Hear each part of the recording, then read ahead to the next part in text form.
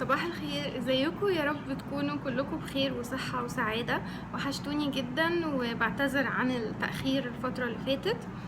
وفيديو النهاردة ان شاء الله هيكون مشترياتي خلال شهر 7 و8. معظم الحاجات جبتها في شهر 7 وحاجات بسيطة اللي جبتها في شهر 8، بس بما اني متأخرة في الفيديو فعملت مشتريات الاتنين يعني. اول حاجه جبتها سيروم من اي كرياتين، مخصوص هو ينفع لجميع انواع الشعر، ومفروض ان هو بيحافظ على الشعر من اشعه الشمس وبيعيد بناء الشعر التالف وكده، وبيعيد بناؤه. كاتبين كده. هو حلو في ايه؟ انا شعري من اول الصيف تقريبا وانا عندي تساقط جامد جدا وشعري نشف، معرفش ليه. جربت حاجات كتير، ده شوية يعني حسيت بنتيجة شوية منه ان هو رطب شوية الشعر. سعره 57 جنيه وموجود في السوبر ماركت الكبيرة وفي الصيدليات طبعا، وهو بيتباع من غير غطا. انا لقيت كل اللي على الرف ملهمش غطا، فهو بيتباع من غير غطا. دوف سبراي للعرق، اللي هو مكتوب عليه جو فريش، بالخيار والشاي الاخضر.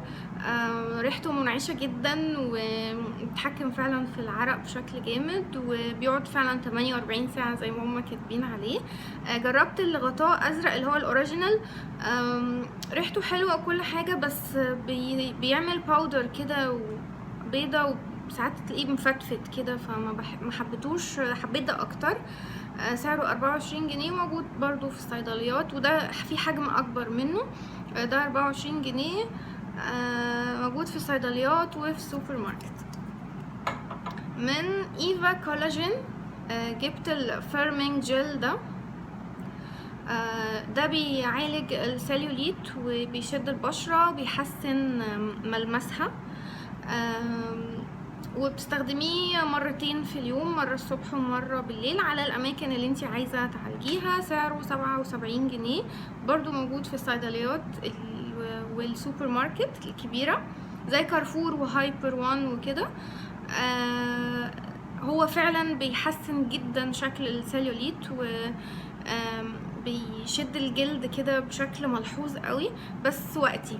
بمعنى انه لو بطلتي يومين مثلا ما بتستخدميهوش ورا بعض، عادي جدا هيرجع شكل جسمك زي ما كان. ف هو حلو طول ما انتي بتستخدميه، نتيجته هايله بصراحه. ومجموعه ايفا كولاجين كلها انا حبيتها يعني. نيجي بقى للميك اب. اشتريت من بورجوا حاجتين. اول حاجه البرايمر اللي هو هابي لايت مات، مخصوص للبشرة الدهنية المختلطة. سعره 124 جنيه. انا جايباه من العزبي، هتلاقوه الصيدليات اللي بتبيع حاجة بورجوا، وهتلاقوه طبعا في محلات الميك اب، ديبنهامز وجوه. شكله كده هو لونه بينك، بس لما بتفرديه على وشك ملوش لون يعني. بيخلي البشرة ناعمة جدا. حبيته يعني، بس ما حسيتوش قوي في المسام يعني، ما عملش حاجة قوي في المسام يعني، شوية حسن الشكل يعني شوية، لكن يقفل المسام لا. بعد كده الحاجة التانية من بورجوا السيسي كريم بتاعهم. ناس كتير شكرت فيه فقلت اجربه. انا المفضل كان عندي بتاع ماكس فاكتور، وعملت له ريفيو لوحده. ده رقمه 31 وسعره 100 جنيه. عايزه اقول لكم حاجه، لما تحطيه في الدرج بتاعك او في المكان يعني بتشيلي فيه الميك اب، خليه مقلوب كده، ما تحطيهوش كده، لانه بينزل في الغطا. الفتحه بتاعته دي يعني واسعه شويه فبينزل كتير. انا هوريكم التغطيه بتاعته حلوه، وبينور الوش كده. انا دايما بختبر على الحسنه اللي في ايدي دي، شوف التغطيه يعني. ف تغطيته كويسه جدا يعني وحلو قوي، وسعره 100 جنيه. اشتريت بقى شويه حاجات من اسنس. البلاش ده بلاش اب، مكتوب عليه كده رقمه 20 بينكي فلو، وعندهم درجات تانية على اورنج كده شوية. ده الدرجة بتاعته ناعم جدا، وهو متدرج كده كأنه فيه 3 درجات. دي افتح واحدة، بتدي نور كده للوش، بتحسي كأنك عملتي هايلايت. ده سواتش ليه،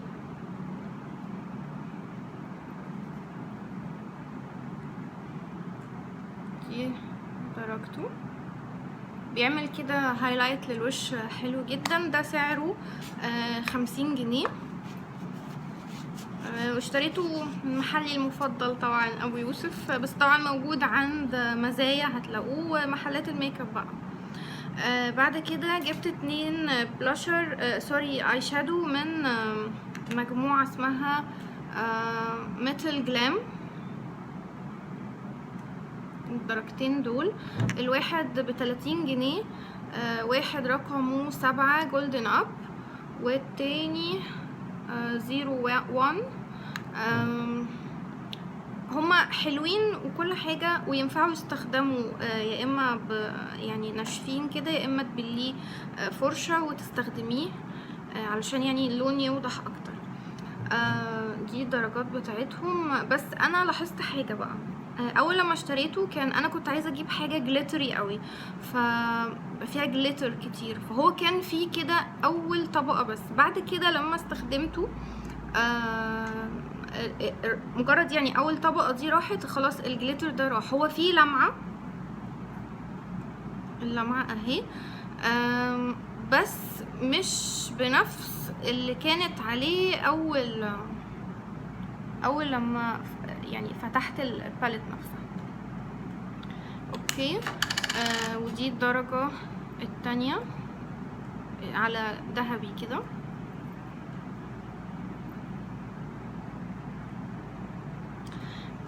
ده الواحد ب30. وجبت 2 اي شادو برضو من مكتوب عليهم 3D من اسنس برضو. الدرجة اخضر في زيتي كده في ذهبي. هو اللي انا حاطه منه دلوقتي، هو اللي انا عامله بيه الميك اب بتاع عيني ده دلوقتي، عاملاه بالباليت دي. لمعته حلوه، بس ما حسيتهاش بنفس القوه دي على عيني. مش عارفه المشكله فين بصراحه، يعني على عيني مش مدي نفس اللمعه اللي انتوا شايفينها كده على ايدي. دي ب38، رقمه 6. وجبت درجة تانية على بينك في جراي كده.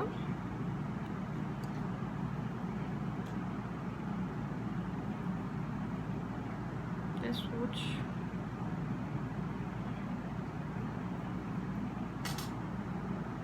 حلوين ناعمين، بس انا برضو مش يعني اللي هما مجموعة بتاعت ميتل جلام دي ما حبتهاش ابدا يعني. كمان جبت لونين روج من اسنس برضو، رقم 11 و15.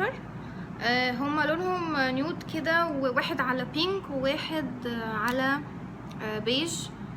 ده رقم 11.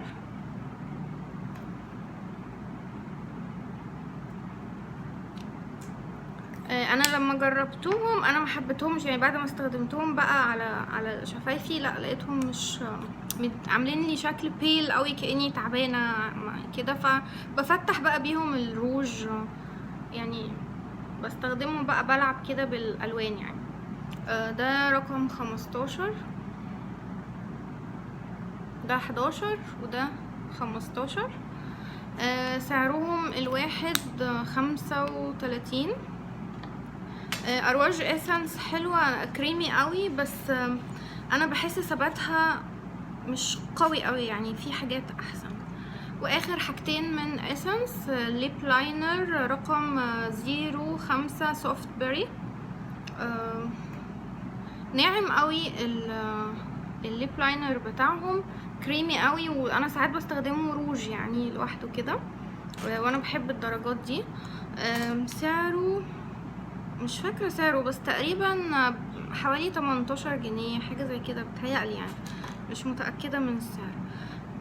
بعد كده اي بنسل ووتر بروف جل، قلم للعين، سعره 35.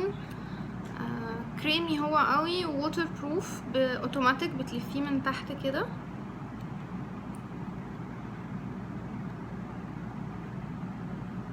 دي درجته. بس كده دي حاجة اسنس. نيجي بقى بعد كده لأرواج جبتها من لونا. انا ما كنتش بحب ماركة لونا قوي، بس لقيتهم لا يعني عندهم حاجات كتير كويسة، فجبت لونين روج، واحد رقمه 921 و 932.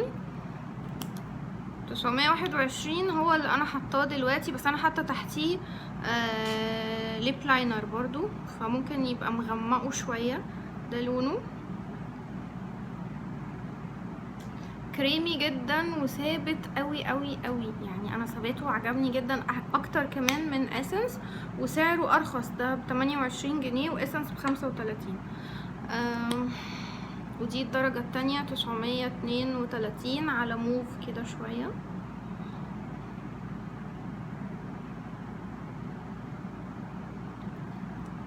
حبيت ثباتهم جدا جدا يعني. بعد كده مانيكيرات، انا بحب المانيكيرات جدا يعني، فاشتريت كذا حاجة.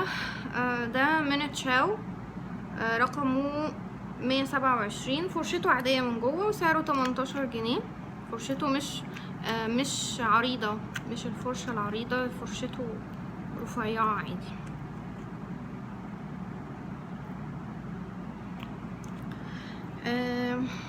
جبت بقى شوية كده دول من ماركة اسمها ديرلي نيل بولش. ده مانيكير اسلامي اللي هو بيتقشر، يعني هو مش ان هو تتوضي عليه، لا هو بيتقشر.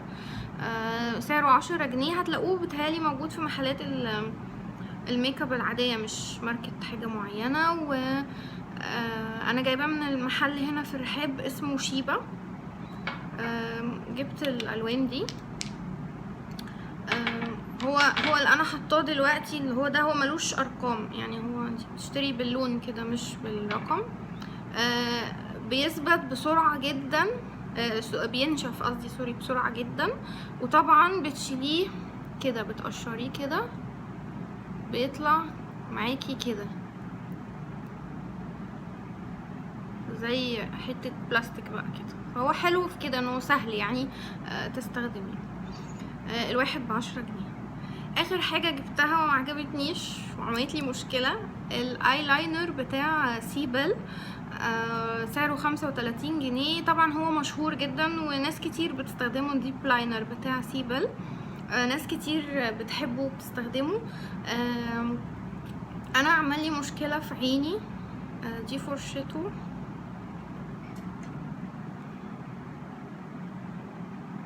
سواده حلو وكل حاجة، فرشته حلوة، هو كويس جدا، بس انا عمل لي مشكلة في جفن عيني، بعمل لي حرقان رهيب جدا والتهاب في جفن عيني. فما حبيتوش، جربته كذا مرة، قلت يمكن انا عشان انا ما كنتش بحط ايلاينر، فقلت يمكن يعني عشان ما اعرفش، يعني قلت يمكن لسه جديد او اي حاجة، فكذا مرة لا عمل لي يعني كان بيحرق جامد في جفن عيني، مش عيني نفسها، في الجفن نفسه، الجلد بتاع عيني ده كان بيحرق جدا، فما قدرتش ان انا استخدمه.